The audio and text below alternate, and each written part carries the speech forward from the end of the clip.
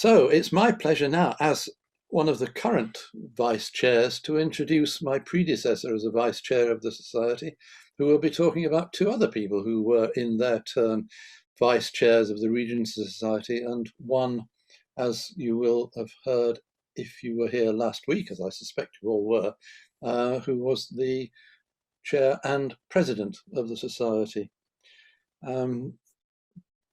You probably did see David's talk last week, which dealt with the public architecture of the three generations of Denmen, as we call them. I was privileged and very pleased to that David shared some of his photographs with me before lockdown began, and we were talking about what would happen in these talks. So I'm very pleased that now we're going to hear about the domestic architecture and some of the work a little further abroad. So I'm very happy to hand over now to David Robson. Thank you very much. In my previous talk, I provided some background on the Denmans and their practice, and I described a few of their significant public buildings in Brighton before discussing their pub and church designs. I also described their relationship with the Regency Society, so I won't be repeating that this evening. So I'm now going to describe their designs for different types of housing and show some of their major buildings from further afield. And then I'm going to end with, in effect, part 3, which is just a few appendices. And this is just a summary of the very complicated chart which I showed last week. It shows the Denman Century, as I call it. The 3 generations of architects ran a practice in Brighton between 1876 and 1982. And between them, they designed and built over 500 buildings in Brighton and across Sussex and beyond. And you can see here just the different partnerships that existed across those years, with Samuel Denman practicing alone, and then with a man called Samuel Matthews, then with John-Leopold as Denman and Son. Then Samuel retired in 1930, and John-Leopold Denman practiced alone, and then he was joined by his son John-Bluett Denman after the Second World War, and they practiced as Denman and Son again. And then when John-Leopold retired, John-Bluett practiced alone. So I'd like to begin by looking at the designs for housing and houses. Beginning with Samuel Denman, he was an active architect and surveyor, and sometimes also a developer. I was grateful to David Fisher, who, with his work at the Keep, has turned up details of a lot of the housing built in the last decades of the 19th century. And Samuel Denman's name cropped up quite a lot on those lists. And his son, John-Leopold, followed him into housing during the decades before and after World War II. This is a group of 8 houses in Clifton Road, Brighton, by Samuel Denman.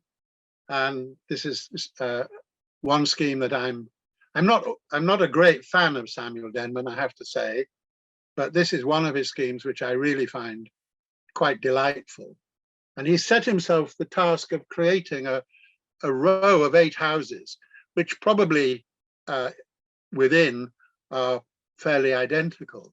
But he's created this street scene as if all the houses were individual and different. They appear as pairs and singles, and there's a very lively movement along the terrace. And it may be that you've walked past this and never looked at it. And I would recommend you to go along Clifton Road and take a really good look at these houses, because I think they're quite brilliant. They did a lot of quite bog standard housing. in when I say that, I mean relatively expensive housing in various outlying districts of Colombo.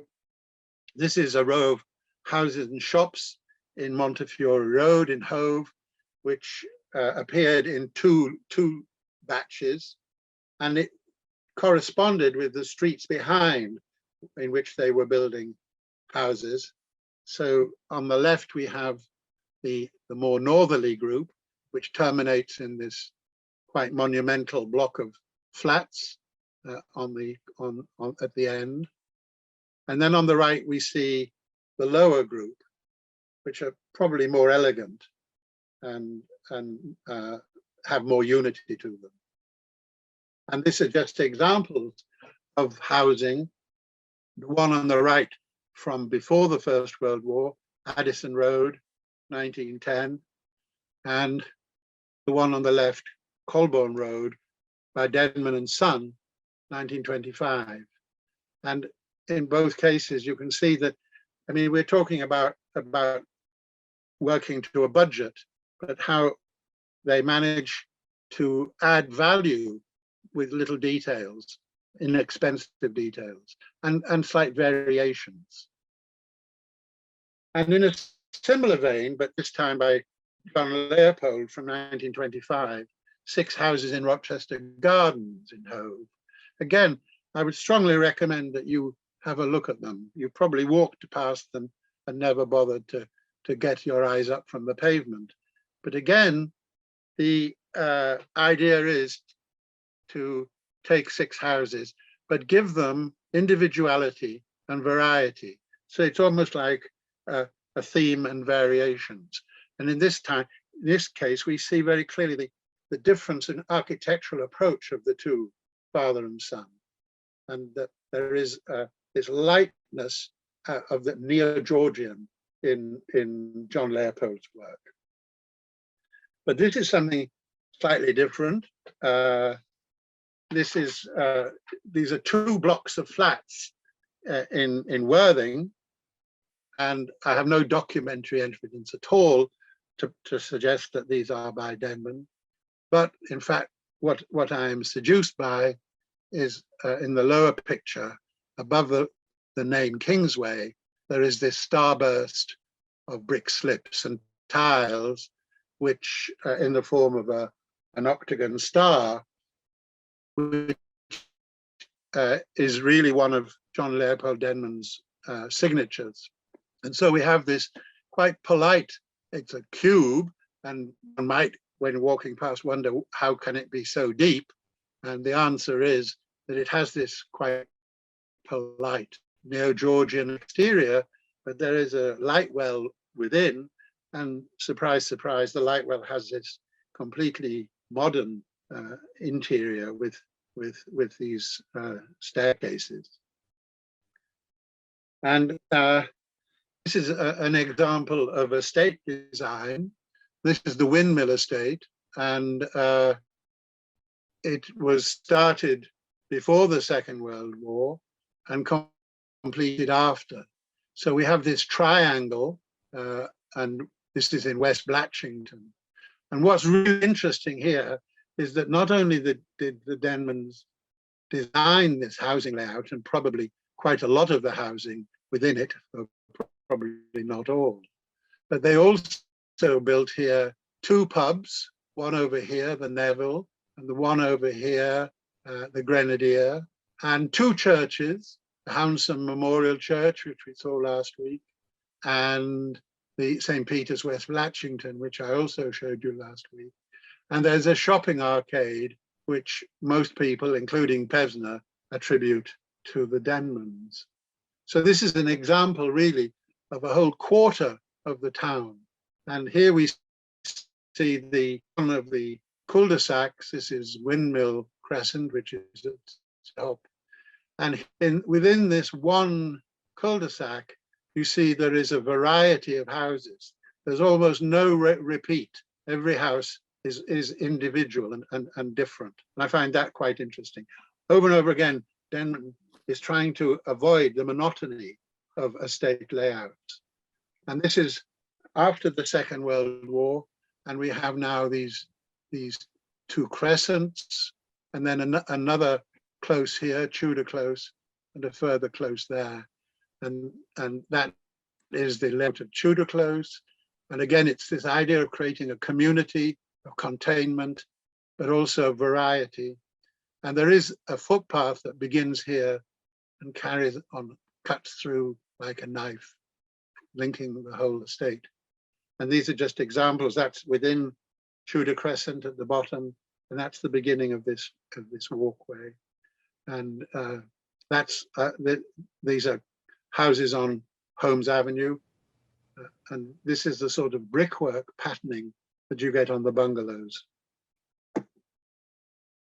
Then, again after the war, 1947, Denman is commissioned to design this block of flats, Harewood Court in Hove. And this is for the Freemasons. These were retirement flats, quite small flats for retired Freemasons. Here we can see the building under construction. It's 7 stories, steel frame, and then with brick and concrete infill. And it was designed and conceived in 4 quadrants, which could be built as phases. And the 2 quadrants form a half, and they're linked at both sides by single-story buildings. And that's the drawing.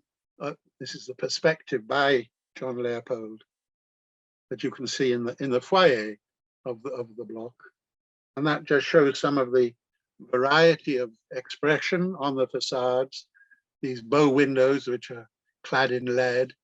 And then we have the Neo-Georgian details of these doorways and the links. But a lovely feature which we see quite often, here is a flat window, but in fact, there is a quasi bay which is set into it. And these windows, very often, Denman takes critol windows, but then alters them to his own design. And this was the single-story links contain communal facilities, and these still exist today. I think there was at one time a restaurant, but that has gone. But there is a very spacious sitting room and a library, and this shows the quality of the interiors and just one of Denman's staircases. And then I'd like to beg you just to try to understand this drawing, sorry, the Google Earth picture, because this is a housing estate in Lindfield. And I came across this almost by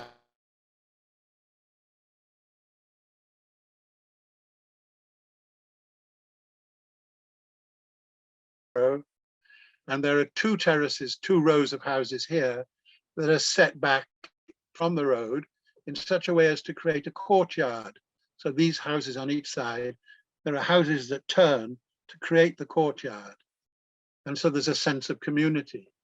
Crossing here, we have these terraces that form a village green, and their car parking is separated so that this is a car-free environment. And then along here, there are 2 cul-de-sacs. You can see that one here and this one further along. And you see already that there is nothing standardized, that there is a variety, but also throughout, there is this attempt to create spatial community, to create spaces of different configuration. And this sort of approach to housing really anticipates the sort of work that was done, for instance, in the Mark II new towns in this country. And these photographs show that, all right, this is not expensive housing. You may say it's plain, but the way in which the housing is set out with these spaces, it really works very well. And I meant to pick out, but I haven't picked it out. But you can just see on that wall there that 2 of the blocks have little tablets by Joseph Cribb. So the next category that I'd like to talk about is charitable housing. And during the 1930s, John-Leopold designed and built a number of small groups of houses for various organizations, including St. Richard's Housing Society, which was a charity set up under the auspices of the Bishop of Chichester. And this drawing was, in fact, a scheme submitted for a competition held by the National Trust, but it shows a lot of the features that are common to Denmans. These are small groups. The St. Richard's are mainly for agricultural workers, and you get here 2 houses on this side, 2 houses on this side, an archway through to the gardens at the back, and always the end house projects to create that sense of closure at each end. So these are 2 schemes of St. Richard houses. This is the one in Church Road, Port Slade at the top.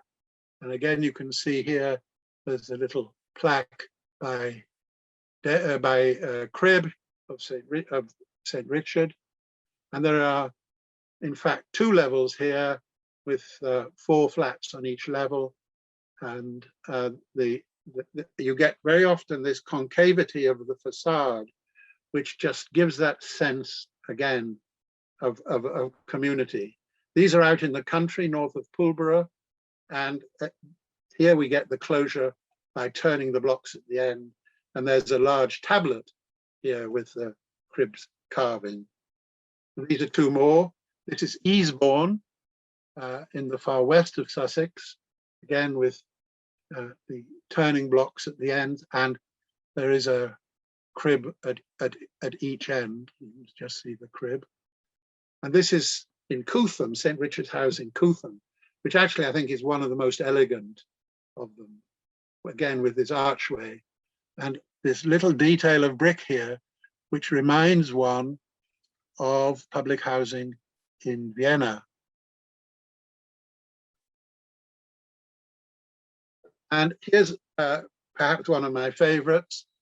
This is where I'd like to go and live when Ursula kicks me out. This is in Hurstpierpoint, and these are called the almshouses of the Holy Name. There are 6 bungalows, 3 on either side of the central axis. On the central axis, there is a chapel with a niche for a carving, which isn't there. You can see the quality. This is arts and crafts at its best. The chimney, the roof forms. And these windows, believe it or not, are Crittall windows. And on the axis, there is this monument with the Christ crucifixion, which does not seem to be by Cribb, but maybe it is. I'm going to have to do research at the Ditchling Museum to see if they've got details of what Cribb did and what Cribb didn't do. But this shows just some of the detail, how it's after the war, a shortage of materials, shortage of skills, and Denman achieves incredible craftsmanship and uses cheap materials to provide decorative details. So this canting of the bricks on the pier and the way he deals with eaves. And these are 2 stone tablets which are definitely cut by Cribb. And inside the chapel, we have the stained glass by Louis Jeanette, and a very beautiful little water trough, forgotten the name of it. And there you see the crucifix. This is a rather interesting development, which is at Southampton above Newhaven. And there's this very large housing association in London called the Guinness Trust. And they had lots of blocks of flats in London. And they decided in 1936, 37, that they would create a holiday hostel for their London tenants. And they chose a site outside of Newhaven. And this is Denman's plan. And he was required to create a hostel with a dining hall and kitchens, a lounge and a south-facing terrace. But the men and women had to be segregated. So families came, so the men all went into double rooms on this side and the women on the other side. Sorry, I got it wrong. The men are on this side and the female children and the male children. So they were segregated with shared bathrooms and so on. But it was, I guess, a wonderful place for people coming from London at that time. And during the war, it had to close, it was taken over by the Navy, and all sorts of fantastical things happened. There's all sorts of rumors about underground tunnels and things of that sort. But after the war, the Guinness Trust decided it was no longer going to ship people for holidays to New Haven. And so the building was truncated. They chopped off the ends. And this is what remains. And it's still got this community hall, and the rest of the building has been turned into flats. But the Guinness Trust had bought this large area of land. And you can see now, this is a plaque showing the housing that they built. So in stages over the next 20 years, they built small groups of houses. That's the T shape there. That's what remains of the original holiday home. And all of the housing on the hillside below was designed by the Denmans, father and son, and with a great deal of ingenuity, fitting onto the sloping site and with a lot of variety. This block I'm showing you is the one here on the plan, and the site slopes in two directions. And you see how they have designed it, stepping down the site to create a marvelous cascading roofscape and a lovely use of materials. And here's something above quite interesting. Parts of this are surprisingly modern. We have this lower level of garages and these flats above. But then here, 2 stories of flats with this central staircase. And that's the view of it from the other side, from the hillside looking down. And here is a small group of retirement bungalows set out also in that sort of concave shape, as with the houses at Hurstpier Point. And this estate, again, has this variety of forms and of spaces, and it's clearly much loved by the people who live there. So let's go on to private houses. And all 3 Denmans were involved with the design of one-off private houses, large numbers of them. But it's now very difficult to trace them, because very often the details on the drawings are scant in terms of ownership. And not all of them were built according to their drawings. Many of them have either been altered or demolished. And those that survive, I'm afraid, you have the privacy of owners who don't let you go near their houses. And of course, the alterations have happened partly because these houses were all built, or most of them were built between the wars, and people had much lower expectations, space standards, numbers of bathrooms, and so on. And the income bracket of people who now own these houses, these people have demanded extensions and extra bathrooms and so on. So that's one reason why the houses have been altered. But this shows 3 drawings of houses by the Denmans. I can't identify the outer one, but the inner one is Stokes, which is a house in Stenning, which you'll be seeing. This is a couple of houses in Portslade. This is the first of them. 2 that were designed for the Muse brothers, who were owners of the Southdown Brewery. So this is called Witchcote, which is in a Victorian, slightly sort of neo-Tudor style. And the second is Loxdale, a very large house, which is now a language school. And a lot of the internal fittings and furnishings still survive, as you can see. This is a house that Denman built for himself just before the First World War, when he got married in 1912. This is in Withdean, overlooking the railway line, and it still survives. And it's on a very steeply sloping site, and there the gardens as they are today. And I think that what we can see, that corner of the house, was actually a more recent addition. But John-Leopold was involved in the engineers in the war, and he contracted a very severe pneumonia, almost died. And at the end of the war, his doctors advised him to leave Brighton, that the sea air was bad for him. And so he moved north of the Downs to Hurstpierpoint and built a house there. And this is the piece of land you can see here on the drawing below. This is the land that he acquired. This is the High Street, and this is called West Furlong Lane. And he wasn't interested in these quite substantial early Victorian houses that were on the corner. They were too close to the road, too noisy. He was interested on a structure inside the site, which had been enlarged and had become a home for fallen women. These fallen women had been recruited in East London by the gentlewomen of Hurstpierpoint, not, I think, as an act of charity, but to provide them with a source of cheap domestic servants. However, a number of the fallen women reverted to their former trade and offered a different kind of service to the gentlemen of the village.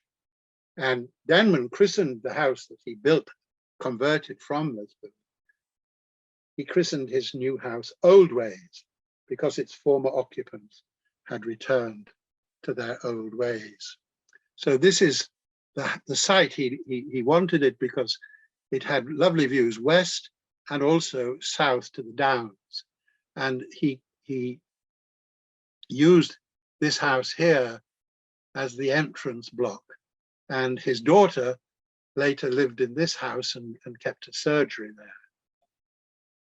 And this shows the entrance courtyard, the gates through this boundary building with the garage to an entrance court which has two pools. And the house was lived in by Denman's widow until 1995. But sadly, it was then bought by somebody who did quite a bit of wrecking. And the present owner has been trying very, very hard to remove the damage done by the previous owners. So these ponds had been filled in and they're now open again. And sorry, this shows the pool court, and the Denman's bedroom was here, and it had not this was a more recent replacement, but a bungalow was created, a balcony was created here so that Denman could sleep outside in the summer to help his chest. And here's this stone paving around the pool, and this very nice veranda below. And that's just a view of the garden with the stonework of the terraces and a small pavilion. Then Denman created this study for himself, and the present owner has done everything she can to restore this. It's a most wonderful room because the walls are lined with the most complicated shelving and cupboarding. There are cupboards for long rolls of drawings, for drawing equipment, for drawing boards, and so on, all beautifully made, and then there's this desk from which John-Leopold could look out into the garden that he loved. And I was interested in these two houses in Hurstpierpoint from the mid-1930s. The drawing on the left is a drawing. There is one version of it in the Regency townhouse, another version in the RIBA.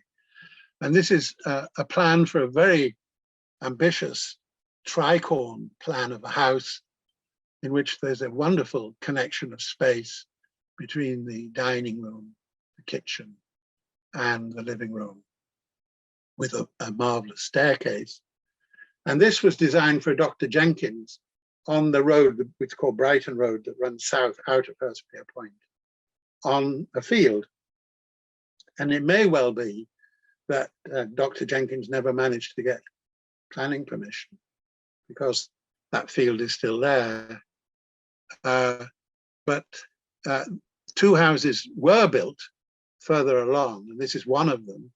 And it has some of the features that were in that design for Jenkins' house. Whether this house was originally built for the same Dr. Jenkins, I'm not sure. And then at the same time, or more or less the same time, he built another house in a similar sort of language further along West Furlong Lane from Old Ways. This, I think, is a very elegant exercise in tile hanging and flint and brick, and it fits onto this existing retaining wall with an arch entrance. And there was a lovely archway here with seating, which now, of course, inevitably, the big blight of all housing today is dustbins. What to do with dustbins? Here's a very nice project in Ditchling. These were two houses, two very small cottagey houses, and the client wanted these houses knocked into one, and so Denman unified them, and then threw out this turret, which contains the staircase. And this is the staircase. This is another of Denman's fantastical staircases. You go up around a dogleg to the first floor, and then the staircase going up to the attic splits. There's very little space for it. And so you have this narrow staircase going up to these two rooms. Very elegant, very complicated. And this is one quite remarkable house, remarkable because it was built in 1958, and it was built for Mr. and Mrs. Robertson Aikman. Mrs. Aikman still survives and lives in the house, so that it still has its original owner, and it has hardly been altered except for the bathrooms. And we have the drawing in the RIBA drawing collection. And in fact, this drawing is very much what was built, except that during the building process, the Aikmans decided that it was always intended there could be the possibility to extend above the garages. And so they built above the garages. And this house is on Goring Road, and it's built very deliberately to be narrow and very long. So it looks much bigger on Goring Road than it is, but also it means that all of the rooms face down the slope across the fields and have lovely views. Another of these staircases. And you can see here this arts and crafts design. And it's just worth reminding, I think, what I was saying in the first lecture, that Denman was very much a follower of Lutyens, and he follows, two of Lutyens' main modes, one of which is the Neo-Georgian or the Neoclassical, and the other is the arts and crafts. And this is a very nice essay in arts and crafts. And here, I'm sorry, this is a bit of a surprise because it's not housing, but I've connected it to the previous slide because the client for the house we've just seen, it was a Mr. Alistair Robertson Aikman, who was a very clever inventor, and he formed after the war a company called SME, which stands for Scale Model Equipment. And they, after 1947, were building these very intricate scale models for experiments. But they moved in the late 50s into very expensive pickup arms for hi-fi. And in 1960, Robertson Aikman decided he wanted to build a new factory. And being an engineer and an inventor, he had very clear ideas of what he wanted the building to be like. He'd seen a factory on the continent, I think in Holland, that he liked. And so he persuaded John-Leopold, who was then designing and building his house, to actually be the architect for the new factory. So this is a rather out of the ordinary project by John-Leopold. Now I'd like to move further afield.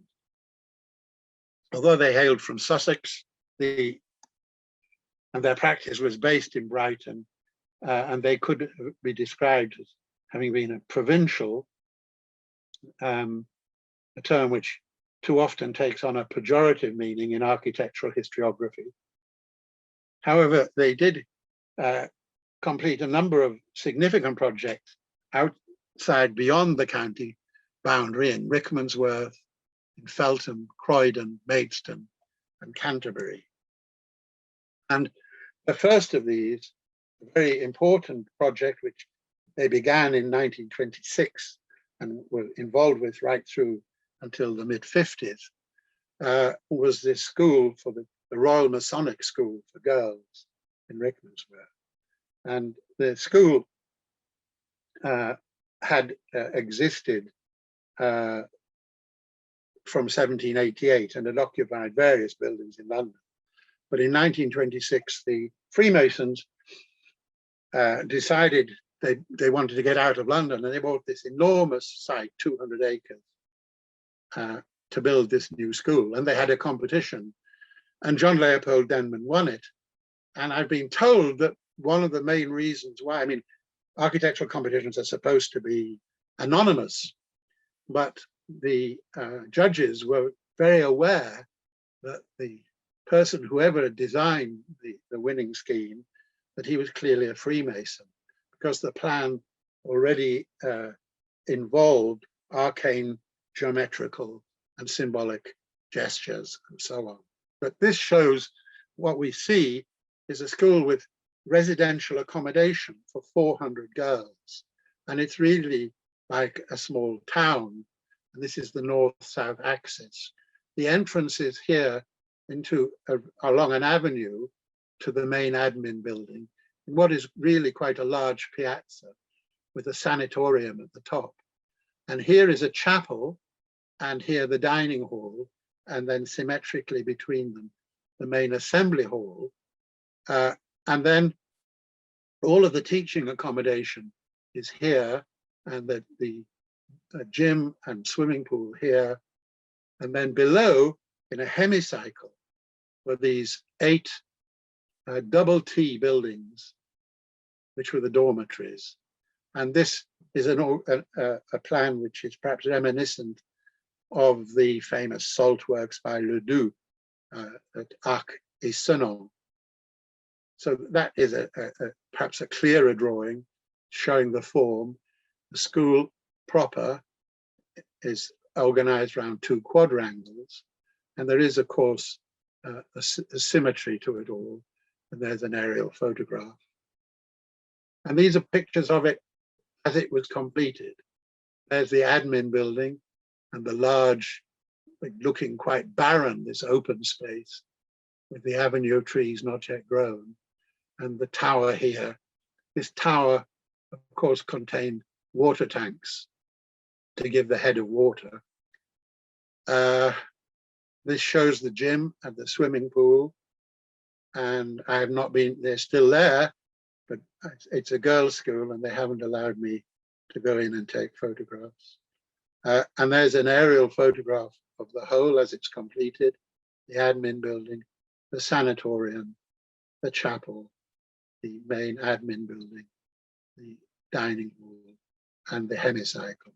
Further buildings have appeared towards the south, new laboratories at one side, a new gymnasium and so on.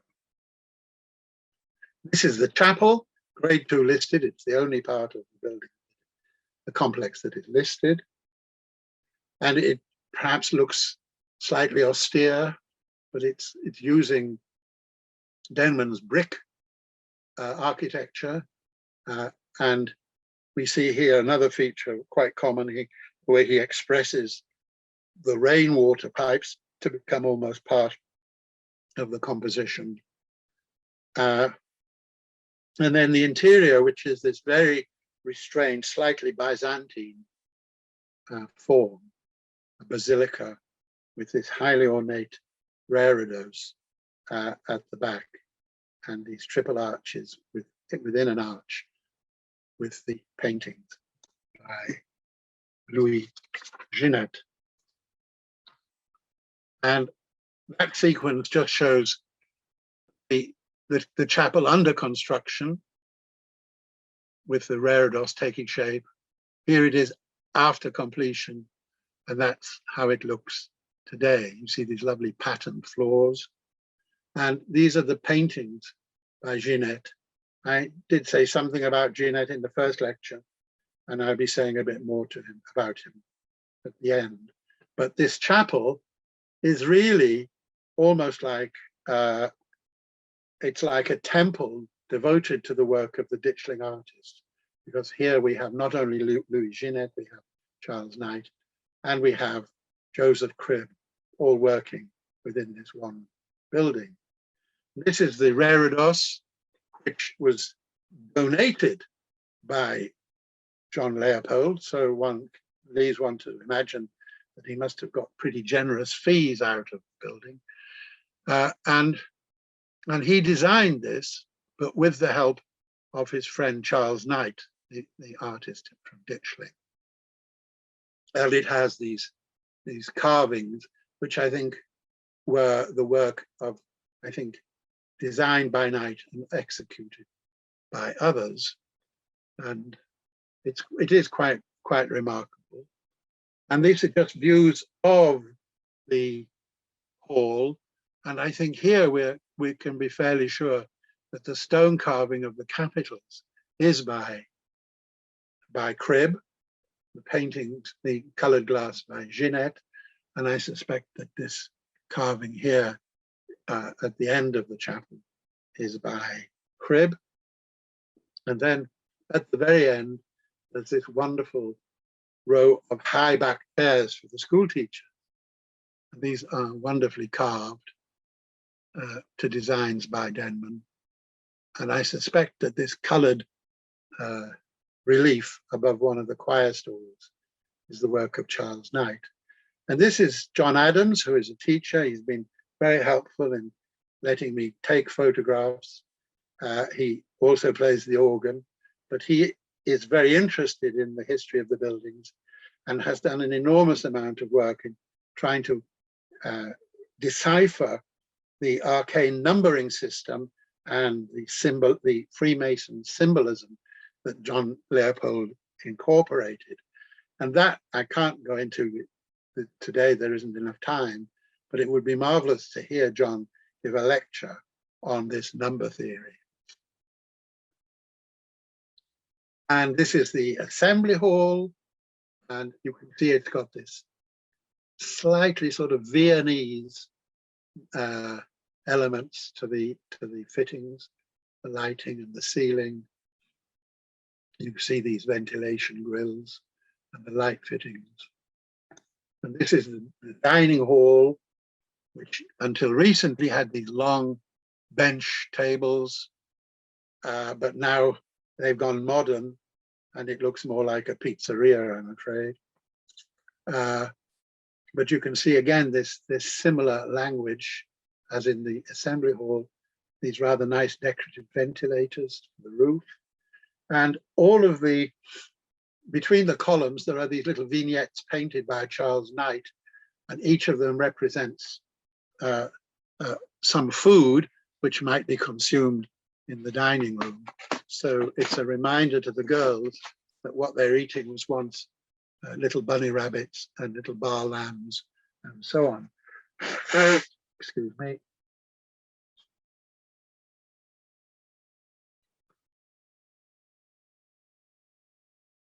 And this is the admin building, which again, it's rather like the house in Stenning. It's much thinner than you might imagine, so to give it a much greater presence. And there are courtyards behind it with the admin and service facilities. And there's that rather splendid archway with the Freemason star and columns.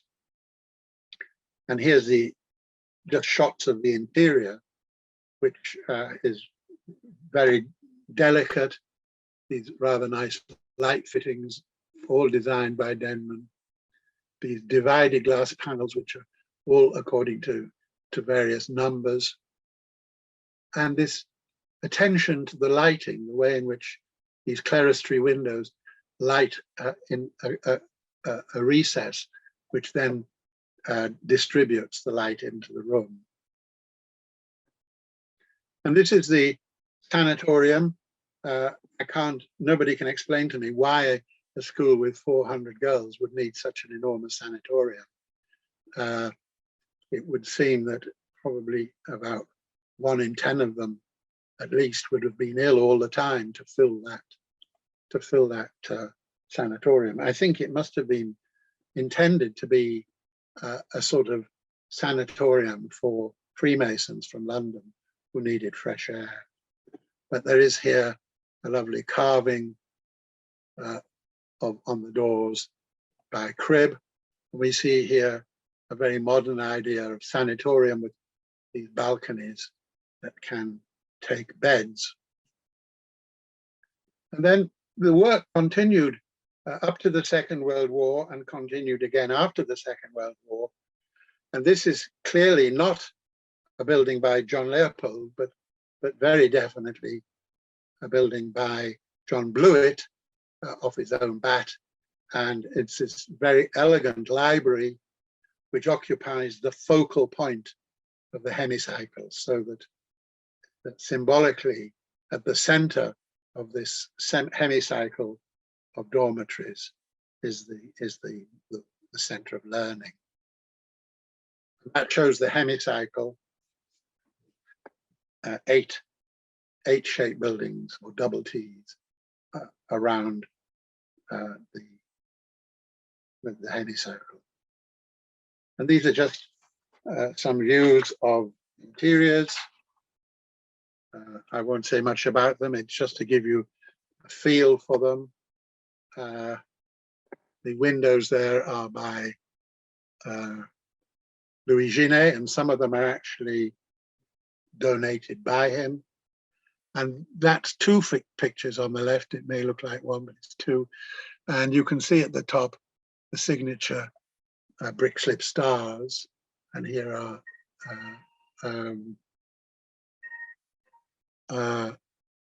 Freemason symbols. And I'd like to now move to Canterbury. Canterbury Cathedral.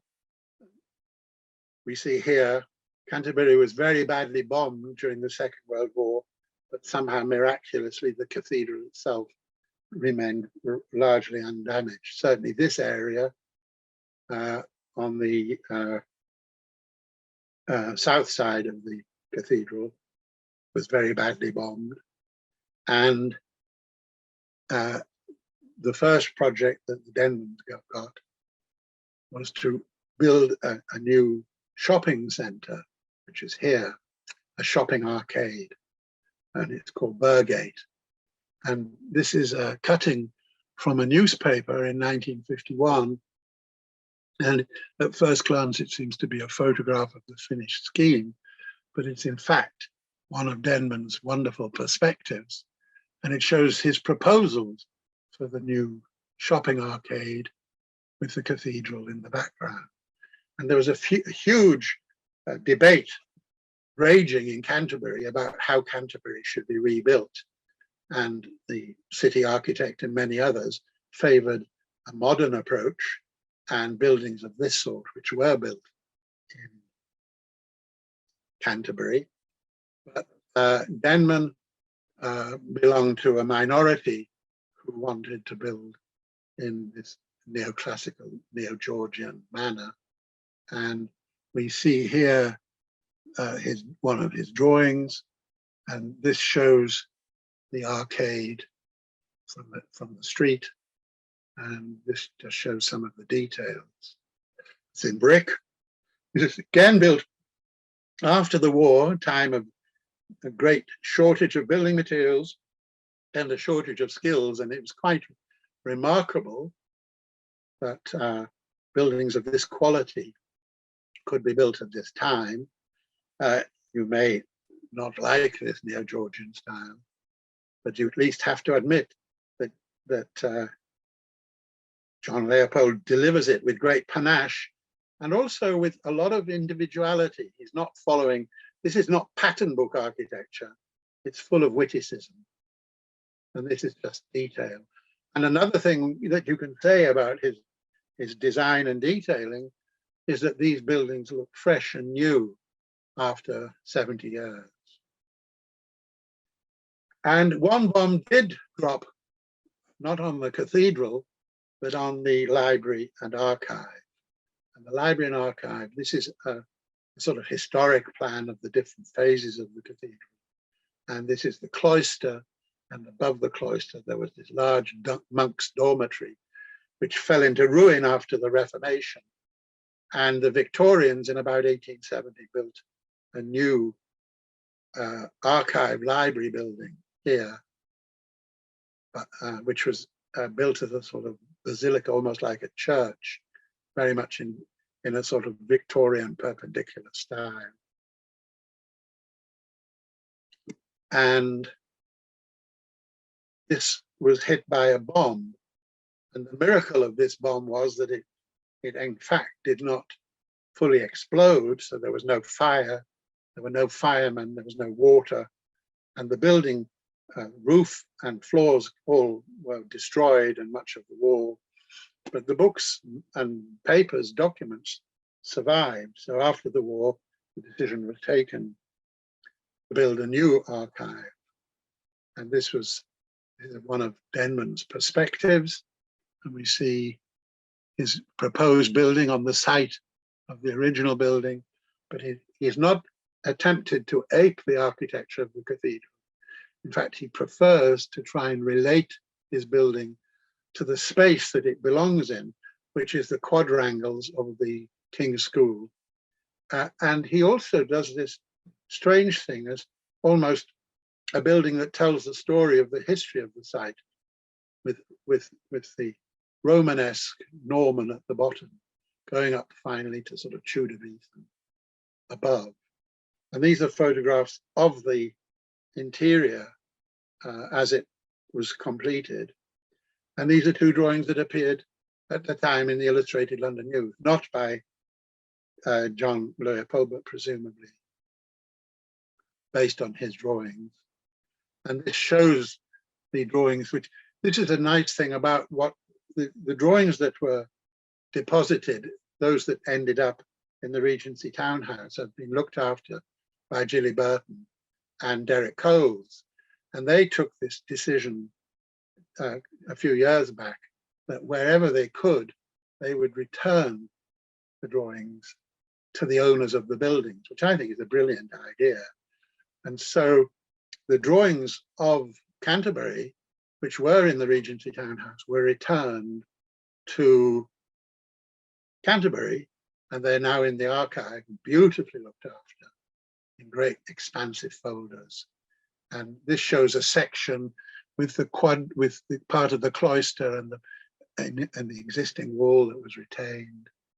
And this is the first floor reading room, which is 2 stories in height with the clerestory. And this is the elevational drawing. You can see here how there is a mezzanine level with stacks, with offices, sorry, and the stacks are all in the basement below. And this is the building as it appears today. These are the ruins of the dormitory. That's the staircase, the woodwork connected with the staircase. I think it's a miracle that this was all built just 4 or 5 years after the war. And the detailing, it survived very well. This is the reading room, which is like a basilica and has this rose window at one end. And this is the gallery, the mezzanine gallery, with the offices. All of this is, all these fittings and walls are designed by Denman. And these windows, which from the outside resemble some building windows from an earlier age, are in fact customized critol windows. These tables and the design for chairs for the library. And then finally, this last building that I'll show you today is the Southwest Middlesex Crematorium in Feltham, built in 1950 to 54. And this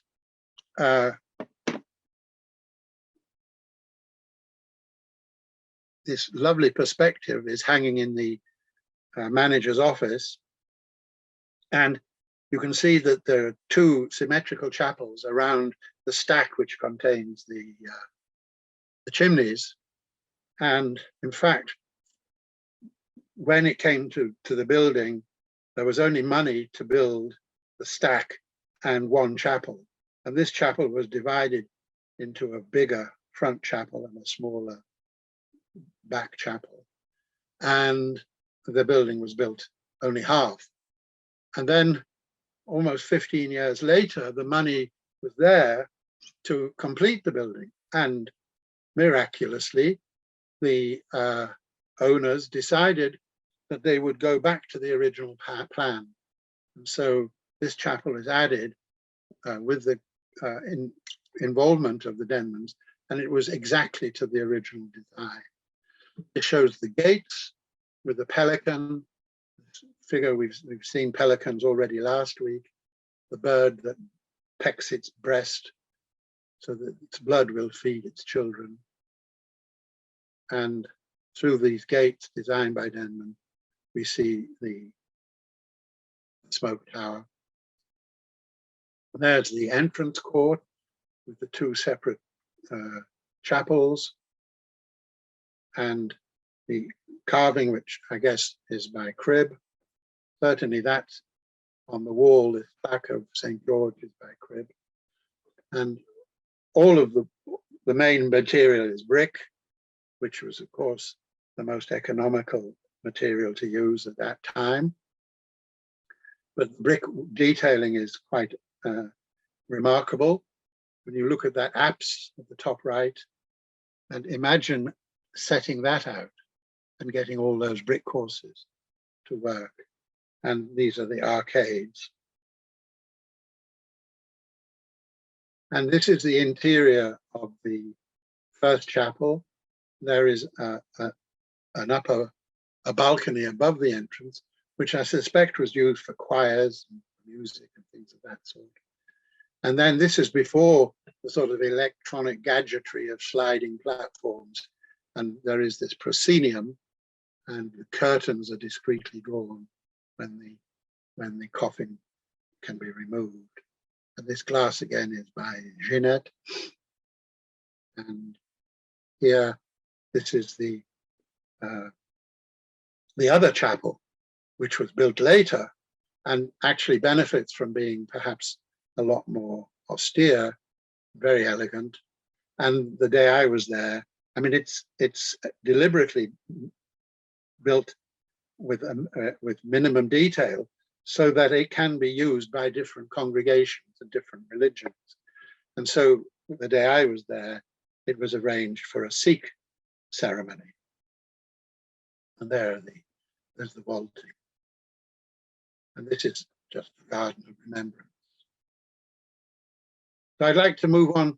I know I've really come to the end of my allotted time, but I'll quickly move to my extras. First of all, just to show you how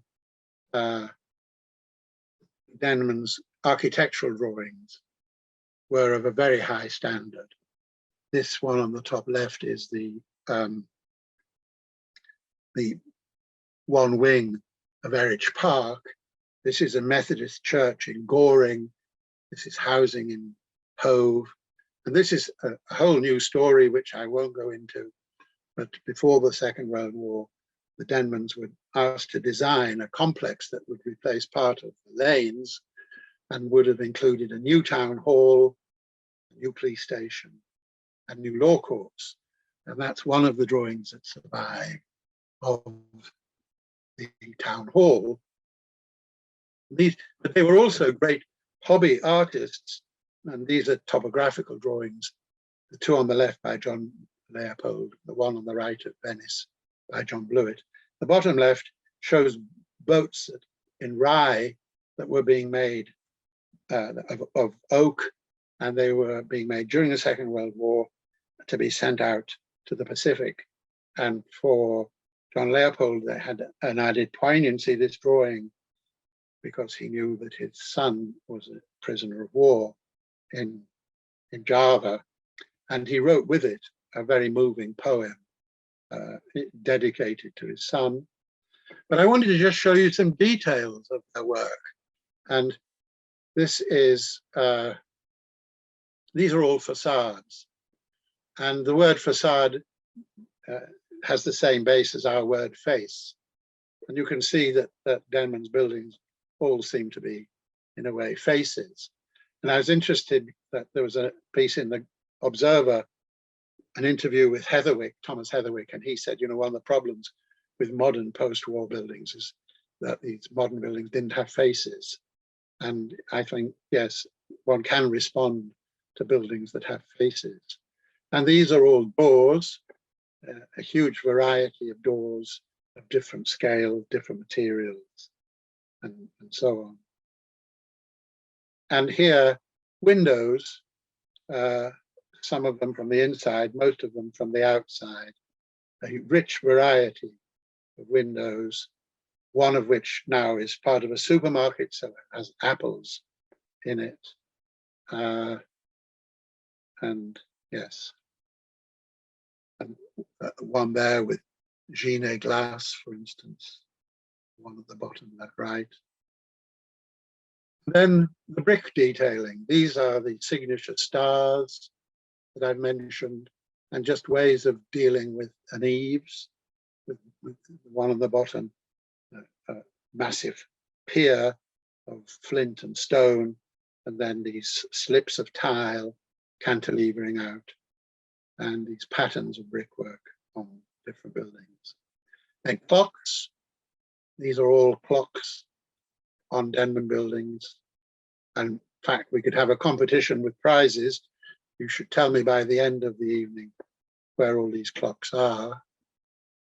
And another feature, you can always spot a Denman when there is this little arch of brick slips, tile slips above a rainwater hopper. And very often the rainwater hoppers give the date of the building.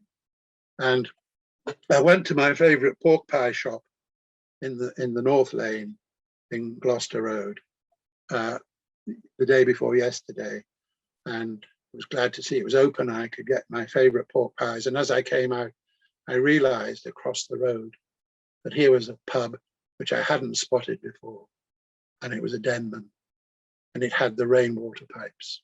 So there you are. And finally, just a few words about these two artists. Denman collaborated very closely with Jeanette. They were friends, they were old boys of the grammar school, and they taught together at the Brighton College of Art. And Jeanette also introduced him to Cribb and to Charles Knight, who was their pupil. This shows his mural in Rickmansworth. This is stained glass in a window in Shoreham. This is a memorial window in the grammar school in Baswick, which was designed by Charles Knight, but then executed with Jeanette. And this is one of the many murals that line the walls of the main hall in Baswick and tell the history of Sussex. And this is the Jeanette family mausoleum in Brighton. And then it's clear that Denman worked very closely with Joseph Cribb over a number of years. And I'm not able with very great certainty to attribute everything to Cribb that I have done. This will need more research, but these are all images of things which I think have been done by Cribb. Two of these, St. Richard's, just the date on the housing scheme at Linfield. This is on Baswick. This is one of the keystones down on all bar one. This is in the church in Ditchling. This is on the Allied Irish Bank, and so on. And I think that this is a wonderful partnership, John-Leopold with these two artists, with three artists actually, and this incorporating art in buildings. And I think all of these deserve to be, if you can list works of art, to be listed and protected. And these are just some of the fonts that I showed you last week, of which I'm pretty sure that the one on the bottom left is by Cribb, and the one on the right was based on a fragment of a font that was found, and I understand it was then Cribb that created this. And I'm pretty sure that the middle one at the top is by Cribb. For the others, I'll have to just, oh, this one is definitely not. This is a very old Cribb at Buxted with the canopy designed by the Denmans. So that's really the end, or almost. The three Denmans practiced in Brighton for over 100 years and left behind them a remarkable built legacy. It's time to reevaluate their achievement and to give their key buildings the recognition and protection they deserve. I'd like to thank Gilly Burton and Derek Coles, the Regency Town Hall, and Johnny Barclay. And I'd like to leave you with this final slide, which is the #1 bus route. And you can get on the #1 bus route at Mile End, and you can go through Brighton and all the way to St. Cuthbert's in Whitehawk at the other end. 24 buildings, all by the Denmans. I'm sorry, I'm slightly misleading you because you can't see them all actually from the bus. You will have to get off the bus and walk a few yards from time to time. But there you are. Thank you very much. And thank you. That was absolutely splendid. And once again, after listening to you, David, I feel I'm going to be out looking at my environment with renewed interest. So if there are any questions, there are a couple on the chat, but if anybody wants to ask a question now, just unmute yourself and put your hand up, and then we can see where you are. Shall we take the questions on the chat function? Richard and Judy Wayman asked, would the architect just do a couple of sketches and a detail or two? There wouldn't be enough time to design all this in detail. Well, I think it's, in fact, these things were all of these buildings were designed in great detail. I mean, except for the housing. I mean, those housing schemes, well, each block of housing would be one drawing. I mean, they had this skill. They had an office with obviously employees. They had draftsmen and so on. So their office was never bigger than 6. And you look at these drawings, for instance, the drawing of Stokes, the house. It's one sheet, but actually all the detail that the builder needs is on that sheet. But yes, there are sketches. I showed you earlier this. I mean, the sketch of the Freemasons that was last week. The chair of the Freemasons. And there was a lovely sketch, which was in the RIB drawings collection. And that would have been just knocked out in you know, five minutes. It has that quality. Any other questions? David, go ahead. Okay, David, thank you very much for doing that. It's amazing. I've looked at these plans for so many years, and to see you doing the photographs of them, it's just all brought it all to life. So thank you for that. And can you still hear me? Yes. Okay. Can I go back to last week? Because after you showed the Citizens Building Society, and you were talking about the stained glass. Yes? Yes. Yes. Oh, well, I was just thinking, I looked at my photographs of them the other day, and Yes. there's just the two in the back, in the very back. Mm. And one of them had an angel, it had air underneath. Mm. And I just wondered whether or not you thought, I thought it might have been a series that were no longer there, because to have just air there seems a bit odd. And then there was the emblem. There was a series of them. Yes. At the ceiling level across the back of the office at a clerestory. Right. And and you see, the problem is that we have what are called listed buildings officers, but they don't go and look at the interiors. They only look at, so there's been no, the listing report, for instance, on the building mentions nothing about the interiors. Now you photographed the staircase, and I know it's a pretty remarkable staircase, and these things should be protected. Yes, but do you think, going back to what I was saying, was that there's just the two stained glass windows? It looks like it could have been a series later on, because I think if you be fire, water, air, I don't know, it just seems a bit strange that there's two. When I was there last year, 2 years ago, there was a series of them. Oh, right. And they wouldn't let me photograph them. Oh. They said I had to send a letter to Dublin to get permission to photograph. Well, I've got two, but that's all I've got. They'll probably be smashed by now. Oh, don't say that. Oh, for God's sake. Well, because I'm sorry, the listed buildings office has shown no interest in the interior. Well, we'll have to rely on the integrity of the people who are owning it now. Yeah. Oh. Okay, thank you very much. Anyway, thank you. Did I see David Sears indicate? Yes. Thank you very much. Yes, another lovely talk. I was very intrigued by your comments on the housing estates that they design. They went for variety rather perhaps than density. Today, density seems to be overriding everything. Did they have to sacrifice much, and was that an argument? No, I don't think I mentioned density in that context. I mean, for instance, if you take the Challoner estate in Lindfield, which has open space and trees and so on. But I mean, we discovered, this is something I learned in designing housing in a new town, Washington, that by creating continuous terraces, you saved money because there were fewer gables, but also you kept the density up. And that courtyard formation that you saw is actually very efficient in terms of density.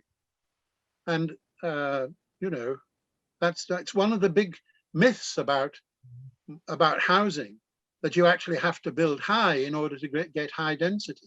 You can get high density, certainly at 4 stories, and at 2 stories, you can get, you know, a pretty high medium density. Good.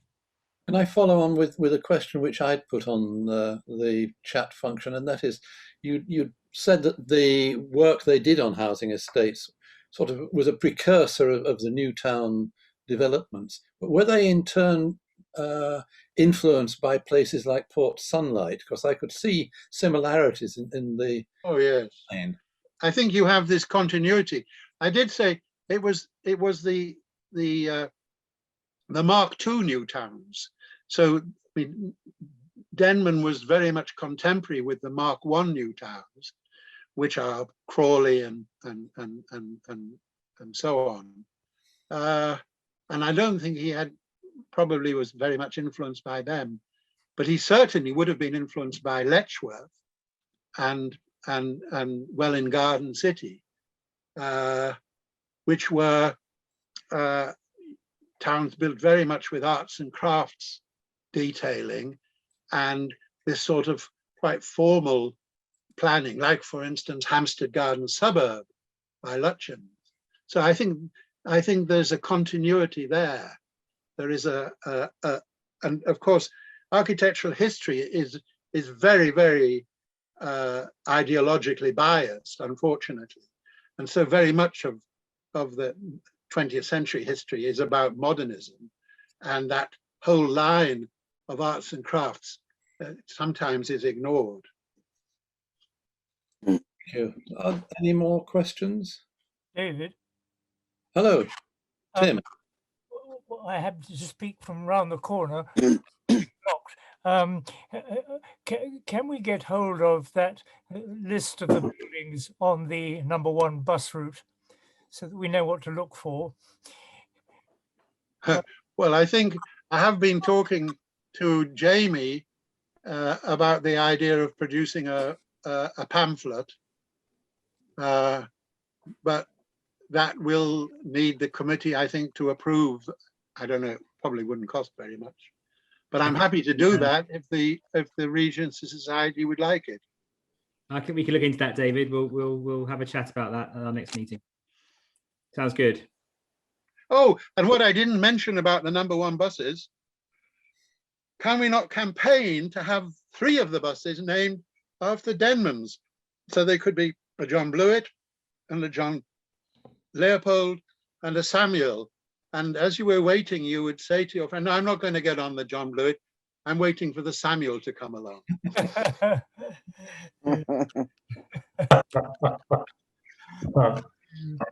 And whoever 398964 is has a hand up. Hello, thank you. Yes, thank you so much, David. Right, I was just going to ask you if you had done any research into the Hippodrome Theatre, which is supposed to be undergoing a rejuvenation, but it doesn't seem to be happening yet. But well, you've got the wrong David, because the gentleman who introduced me, David Fisher, that's his very much his. I need to use the word obsession, but I mean his enthusiasm. But I'm afraid nothing to do with the Denmans. No, it is. That's wrong. That's wrong. Samuel Really? did. Yeah, Samuel did. I went actually to a lecture about that, and he did quite a lot of the work on the inside. Oh, that's the first time. David, I think so. I've written a history of it, and Well, I went to a lecture, and they were talking about his contribution to renovations of it. I doubt it, to be honest. never Well, seen- we'll have there I'll is- have to. I'll There have is a to. talk which I did, so I don't know whether it's my lecture you're thinking of, which is on No. the Regency Society website. No, I'll have to take this up with you perhaps at another date, but I'll Certainly, I'll yes. find out who the person is and get back to you on that one. Okay. Any more? No, I can't see anyone indicating. Would do. In which case, Mike, were you going to? Mike Burr. Yes, sir. I'm here. Right. Did you want to ask something?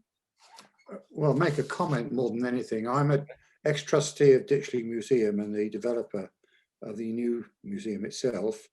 And obviously the various people you've been talking to about Crib, Knight, Jeanette and so on are leading artists in Ditchley.